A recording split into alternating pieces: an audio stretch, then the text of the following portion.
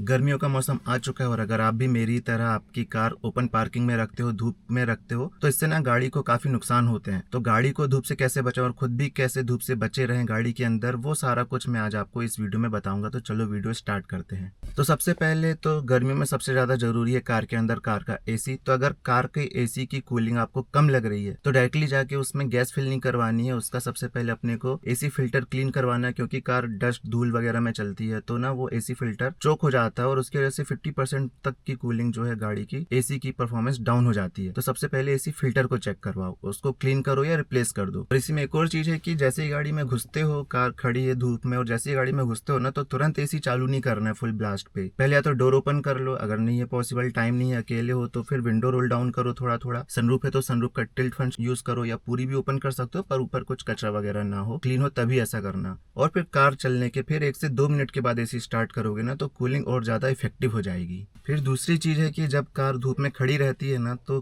Car जो है वो ओवन बन जाती है, भट्टी जैसे बन जाता है, अंदर एकदम ऐसे लगता है कि अपन भट्टी में बैठ गए हैं। तो उससे बचने के लिए क्या कर सकते हो कि यहाँ पर रिफ्लेक्टिव अम्ब्रेला टाइप आता है जो विंडशील्ड को कवर करके रखता है। स्टीयरिंग का भी कवर आता है, जिससे आप यहाँ कार में आओ तो स्टीयरिंग आपको एकदम गर्म ना लगे, विंडशील्ड वगैरह का। और यहाँ के भी वो कर्टन्स टाइप के आते हैं ना वो लगाने वाले, तो वो सारे यूज कर सकते हो। उससे क्या है कि कार के अंदर का टेम्परेचर उतना ज्यादा नहीं बढ़ेगा जितना ऐसे ही बढ़ जाएगा अगर ये सब नहीं लगाया है तो। और एक और चीज कर सकते हो कि कार में कवर चढ़ा के रखो। अगर कार ज्यादा यूज नहीं करते हो और धूप में ही खड़ी रहती है, अगर जैसे सोसाइटी के अंदर ही आपकी पार्किंग है, ऐसी सेफ जगह पार्किंग जहाँ से कवर चोरी ना होता हो, या एकदम अच्छे लोग रहते हैं आसपास, तो कार में कवर चढ़ा के रखो। इससे अंदर का टेम्परेचर काफी कम हो जाता है और उसमें जो डस्ट वगैरह भी बैठती है ना वो भी काफी कम हो जाता है। तो दोनों तरफ से फायदेमंद ही है कार के लिए, और धूप में तो खासकर। फिर नेक्स्ट चीज आती है कि अगर आपकी कार पार्किंग ओपन पार्किंग है, धूप में ही खड़ी करते हो, तो कार को ऐसे तरीके से पार्क करो कि कार का जो रियर है वो धूप की तरफ डायरेक्शन आए, मतलब कि धूप की डायरेक्शन कार में रियर साइड ऐसे आए। तो क्या होगा कि रियर का जो कांच है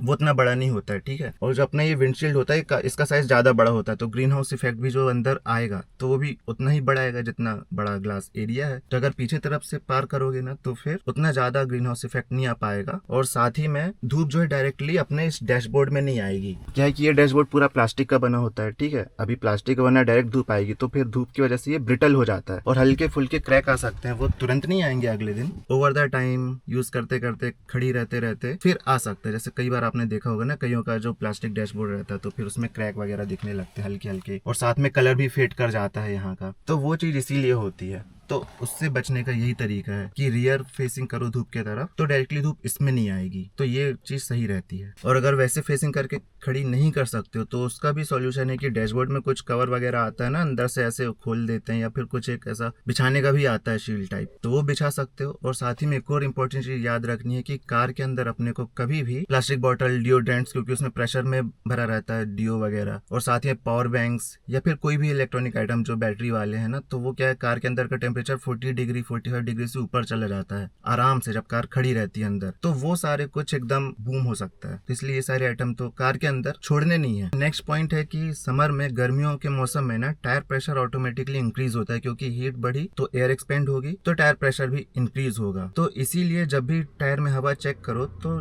सुबह चेक करो, मतलब कि जब एकदम कार आपकी खड़ी हुई है और आप कहीं निकलने वाले हो तो सुबह चेक करो टायर प्रेशर, जब टायर कोल्ड है, ना कि तब जब कार हाईवे पे चला ली और तब चेक कर रहे हो। क्योंकि कार का टायर प्रेशर हमेशा कोल्ड पे ही चेक किया जाता है। कोल्ड टायर प्रेशर अगर 30 आ रहा है और अपनी कार के लिए रिकमेंडेड है 35 एग्जाम्पल, तो जब टायर कोल्ड है तभी उसमें 35 डलवाओ, और उसके बाद में फिर उसमें ड्राइव करते टाइम अगर प्रेशर अगर बढ़ भी रहा है ना तो घबराने की बात नहीं है।